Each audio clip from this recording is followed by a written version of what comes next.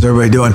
I'll just let you guys start. We'll start with Oregon State. If you guys have any questions, you can ask me on that, and then if not, we'll just move to Utah. So I'll put it on you guys. What did you see on the tape once you kind of got a chance, especially maybe in the second half where you were starting to roll in some other guys? Yeah, that's kind of what we saw, rolling some other guys in. And, Oregon State can run the ball. And, that's what we had talked about all week and worked on very hard. And first half was really, really good. And the second half, I think it showed up. Everything that we had talked about. And I think you put some different guys in there, or you let your guard down just a little bit, lose a little energy, combination of all those things. Not necessarily any one guy. It's always kind of that team defense type thing. And so that's what we saw. It's kind of what we thought during the game. And I think it'll be, it's good little lesson. I mean, what we're telling the kids is accurate. I mean, it kind of all showed up, what we had talked about all during the week. All different things really showed up. I think when you get a chance to roll in so many guys, because I think you had 64 last game, I think you had 64 at Oregon. How does that really affect in terms of keeping your guys fresh for the year? I know a lot of people talk about how many players you get to play. How does it keep your starters going? I don't think one thing I think about keeping our guys fresh is I think if you're playing 100 plays, a couple games in a row, or high 80s, that type of stuff, that can have a big effect.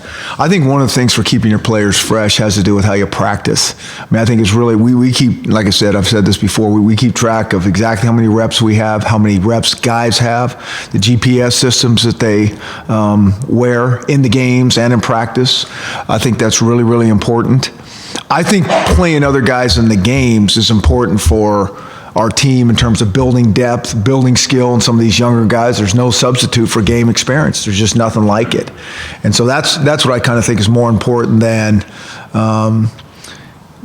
just saving your guys for the season as it goes on in terms of reps and those type of things. Do you have an approach or kind of a strategy broadly about how, when a game is, you're comfortable, I don't know if you're ever comfortable, when you're comfortable, and you're going to start rolling these guys in, rolling them in as units versus individually, because obviously you'll see different results, right? Mm-hmm. If you put an entire defensive backfield, second or third team versus individually. How do you look at that? How do you plan for that? Yeah, I think each coach kind of does it.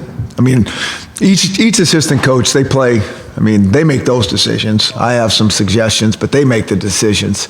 And I think, starting on offense, if we're going to put in a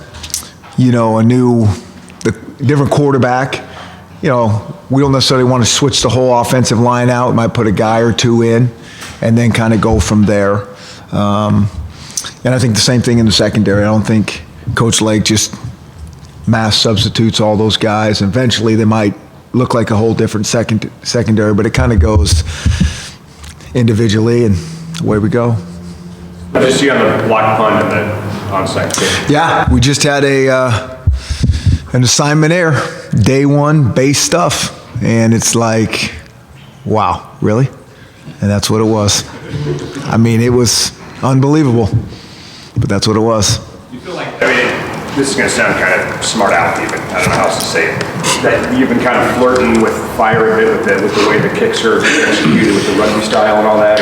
Or? Well, we weren't in rugby when we got it blocked. Right. We're in the most safe protection we can possibly be in. So I think if you study the rugby kicking, they all look like that. If you look at everybody, which we have, you're not gonna block everybody and hold them at the line of scrimmage. And so a lot of that is on the kicker. And Tristan's done a really nice job of getting the ball out. But that's what the rugby style is. And so I think it's a little bit ironic. The best protection we're supposed to have, you get a kick blocked. You say that the rugby style kicks all look like somebody's about to get there. Yeah, that's kind of how it is. What's the logic behind you guys in the rugby style kick? What are you trying to get done? Well, a lot, it's not to kick the ball to the returner, just sitting behind there and kicking the ball up there. There's just so many good returners. You're trying to move the ball around a little bit.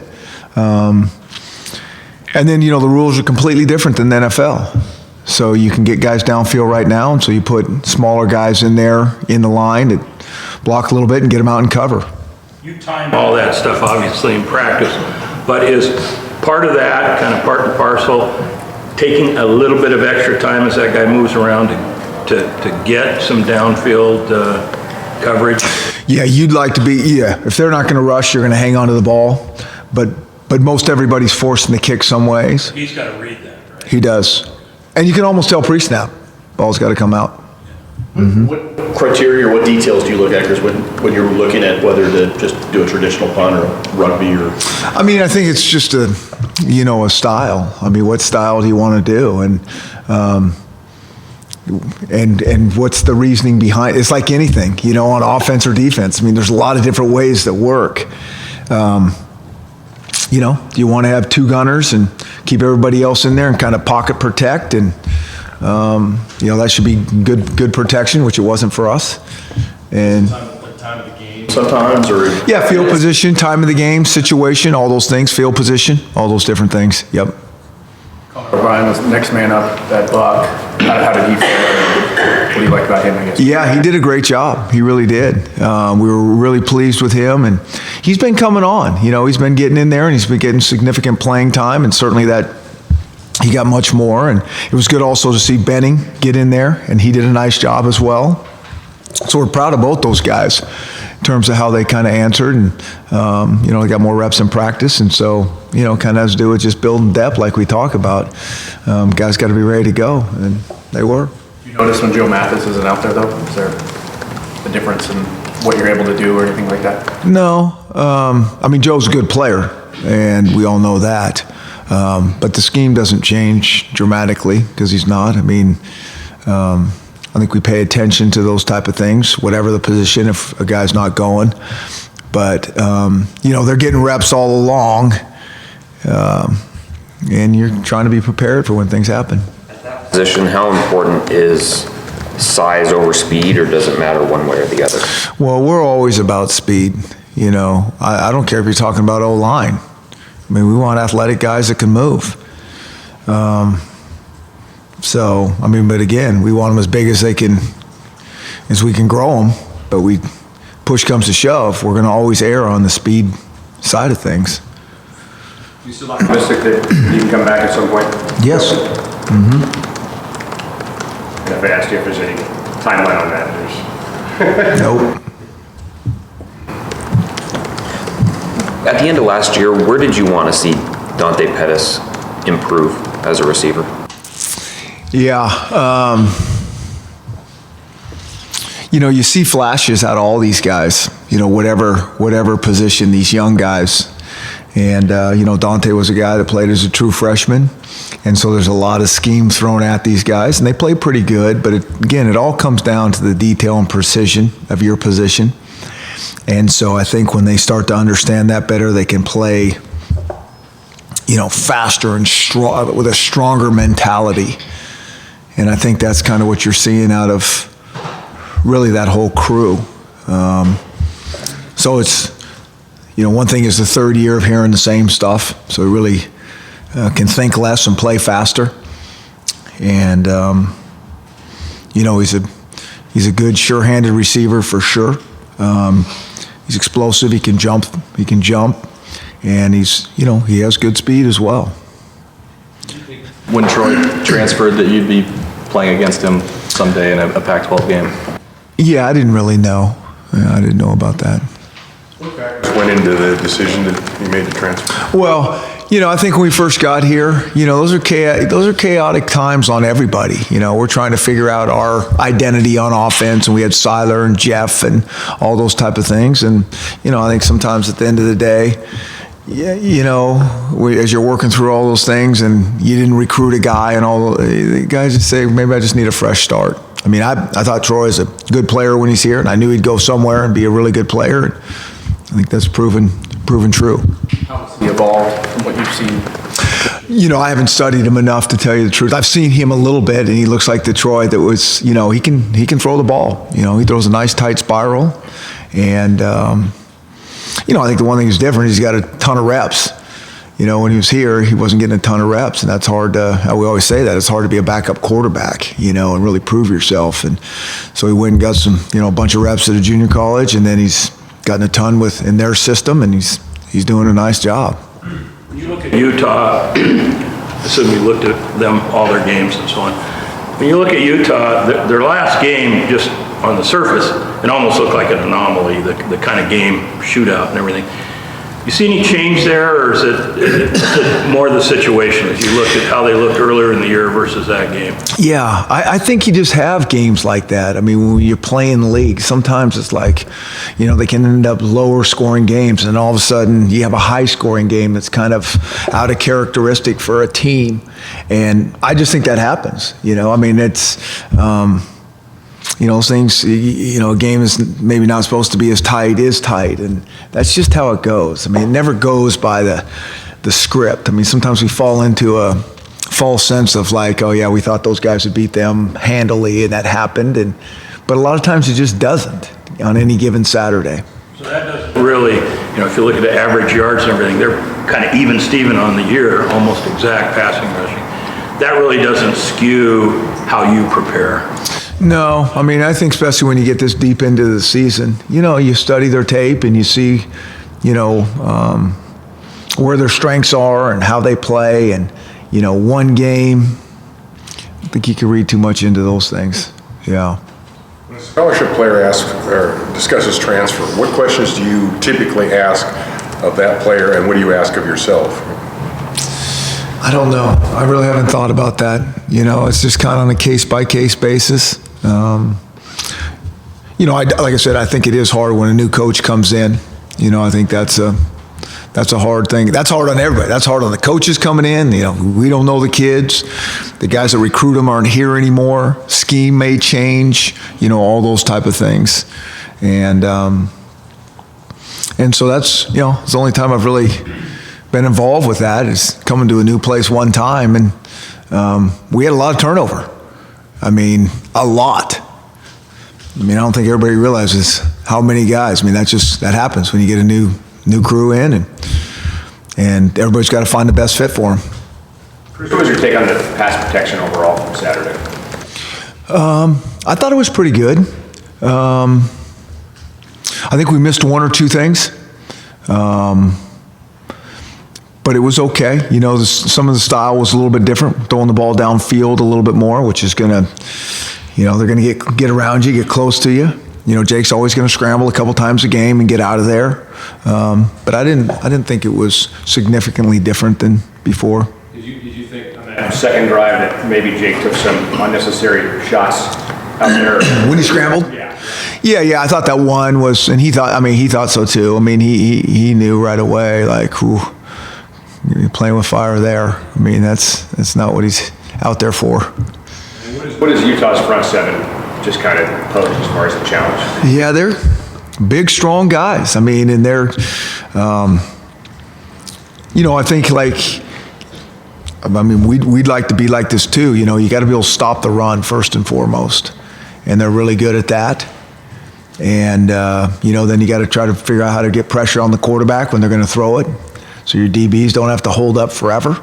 I think it's kind of similar. I mean, I think they're similar styles, both teams, in terms of their, what we're trying to get done and some of the scheme type of things. Stopping the run, Chris, you ever experience anything like what Joe Williams is doing at Utah, coming out of retirement? Well, you want to talk about, reps and staying fresh for the season, it worked out pretty good, and so, and then he comes back and he's getting more reps than he probably ever thought in his wildest dreams he'd get, but he's doing a heck of a job, and he's a fast guy. He obviously knows their stuff inside and out. Like I said, that's just kind of one of the weird things that can happen in a career or a season, the twists and turns that a season takes. And, good for him to be able to finally get in there and really show, how he can play. And he's a heck of a player. When you, through the first half of the season, through good play of your offensive line and maybe opponents, Jake didn't have a whole lot of pressure on him on a regular basis. He quite often had time and so on. You as a coach know it's not going to be like that every game. What are the things you do to kind of make sure your quarterback and receivers are prepared when that changes a little bit. Well, yeah, it always has to do with, you know, people's blitz packages. I mean, that's where it starts with. You know, I think that's when guys are really starting to get pressure on you. There's a different variety of blitzes and being able to identify them and change protections and push the protection different directions and all those type of things. And so there's a lot of mental gymnastics going on out there. And usually if you can get that thing really clean and right and correct, you got a pretty good chance. I think a lot of times that's where you see some of these physical errors come up, is they might not have identified it quickly, and there's still some thinking going on, and you get on edges and you don't pick it up cleanly. But then when they're going to bring more guys at you, I mean, you're not going to get a bunch of double teams, and so the guys are only going to hold up so long. I mean, we tell our quarterback that all the time. I mean, when the pressure comes, you only have so long. That's fine to draw it on the chalkboard and you got everybody picked up, but that's only going to happen about this long. You better get rid of the ball. So. I'm sorry. Are you looking at this as the toughest test you face this year? Yeah. They're the next opponent. No, I think so. I mean, I think the record proves out. Going on the road, I mean, that's a really great environment to play in, all those type of things. I mean, you got to cross the board so this will by far be their toughest test so far. You added the college game day element. I know, if I remember right, Boise hosted one of those. Do you remember anything that maybe made that a little bit more special than a normal college game day? Well, I know the fans will be really excited. I mean, that's usually what happens. It brings quite a bit of energy to the stadium, and I think there's going to be really good energy in that stadium, whether game day came or not. And so this probably just pours a little more energy into the stadium. I don't know if you call it the Wildcat or not, but the direct snap. Yeah. So are you getting everything out of that you want? Yeah.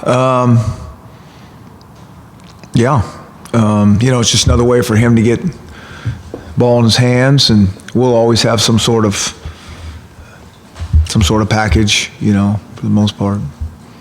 Is that just about what's happening on that play, or is that also about maybe setting stuff up down the road? Yeah, there's always the next move. Yeah, as we move forward on those type of things, yeah. Anything else, guys? All right. Okay, thank you, guys.